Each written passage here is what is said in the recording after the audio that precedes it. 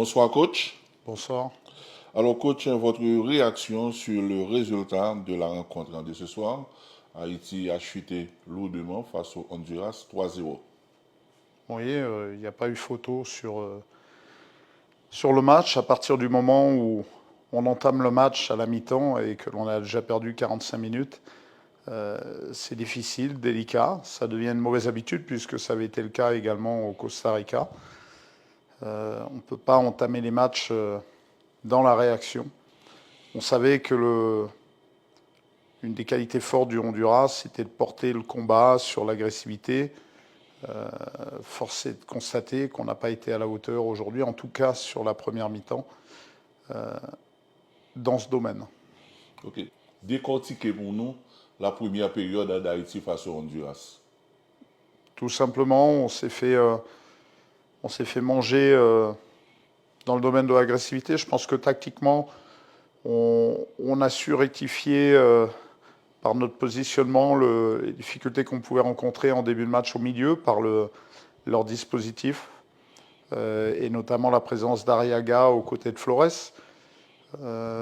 Mais encore une fois, on a manqué d'agressivité, mais je dirais que ce soit offensivement ou défensivement.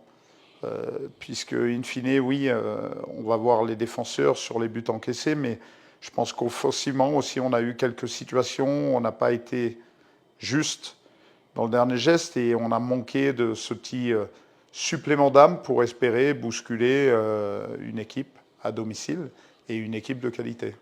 Encore sur les 45 premières minutes, coach. Vous vous sentez un peu trahi par vos joueurs ou bien c'est votre discours qui ne passait pas? Pas trahi par mes joueurs. Encore une fois, quand on joue, il y a un adversaire. Aujourd'hui, il a été plus fort que nous, plus fort dans ses qualités que l'on connaissait. Voilà, on n'a pas su répondre présent à ce niveau-là ou trop tardivement.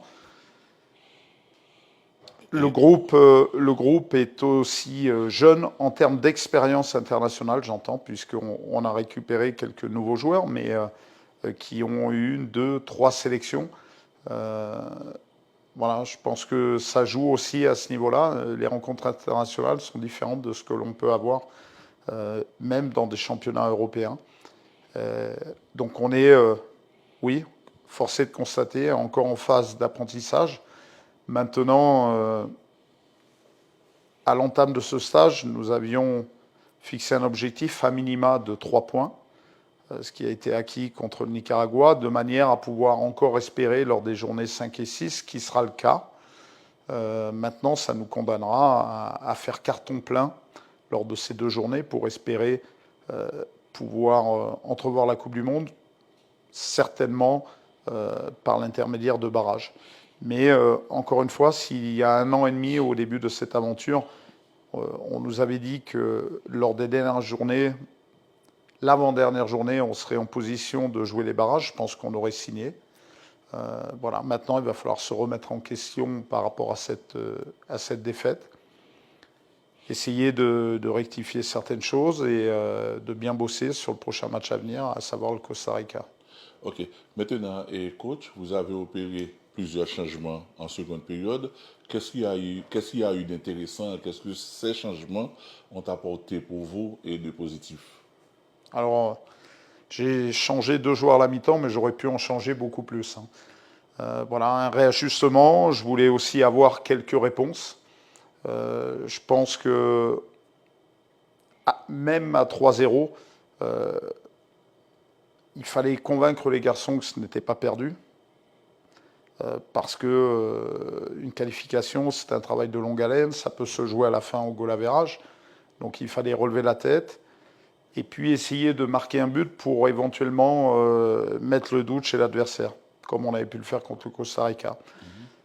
Donc voilà, on a réajusté en plaçant J.K. Duverne sur un côté. Je pensais que, au moins sur l'aspect offensif, on allait être un peu plus consistant avec Casimir sur ce côté droit. Et l'arrivée d'Anès Delcroix me permettait aussi de le voir, puisqu'on n'a pas beaucoup de recul encore dans l'axe. Donc la deuxième mi-temps a été de meilleure facture, mais encore une fois, je ne ciblerai pas les 2 joueurs sortis, j'aurais pu en sortir d'autres. C'est simplement un état d'esprit général que l'on n'avait pas sur la première mi-temps. Bon, tenant compte de la réalité du classement, et après ces rencontres de la 4e journée, on est passé de la première à la 3e place. Quelles sont les chances d'Haïti de pouvoir espérer et se qualifier pour la phase finale de la Coupe du Monde ou même passer par les barrages? C'est simple, pour une nation comme Haïti, si on rêve d'obtenir une qualification, il va falloir faire preuve de résilience. Voilà. Si nous n'étions pas la meilleure équipe il y a 3 jours après la victoire contre le Nicaragua, nous n'étions pas la meilleure équipe de la zone, nous ne sommes pas la plus mauvaise aujourd'hui après cette défaite. Il faut faire preuve, il faut relativiser, faire preuve de bon sens, ne pas s'affoler. Et puis, en revanche, se remettre au travail, se retrousser les manches et il faudra répondre au combat que requiert une rencontre internationale pour aller en Coupe du Monde. Et c'est ce que l'on aura contre le Costa Rica, qui est une nation 40e mondiale, donc ce n'est pas rien. Mais voilà, on n'a absolument rien à perdre. À nous de rectifier ce qui n'a pas été sur ce match. Tout donner sur le terrain, coach, pour s'autoriser le droit de rêver. C'était respecté aujourd'hui ou pas? C'est de constater que ce n'était pas respecté sur 90 minutes. On a été en dedans. Alors, il faut dire que c'est ça votre slogan. Tout donner sur le terrain pour s'autoriser de rêver. Donc pour aujourd'hui. Bon, je pense que c'est un slogan que tu as capté sur un instant T. Mais d'une manière générale, oui, ne pas abandonner. Et encore une fois, faire preuve de résilience. On sait qu'en termes d'individualité, une équipe, ce n'est pas une addition d'individualité. Il faut que collectivement, on soit connecté. Force est de constater qu'aujourd'hui, on l'était un peu moins qu'il y a 3 jours. Ok. Maintenant, coach, je pense que c'est la dernière question. Un petit bilan de ce rassemblement et du mois d'octobre en faisant une projection sur le mois de novembre. Le bilan en termes de points nous permet d'encore espérer.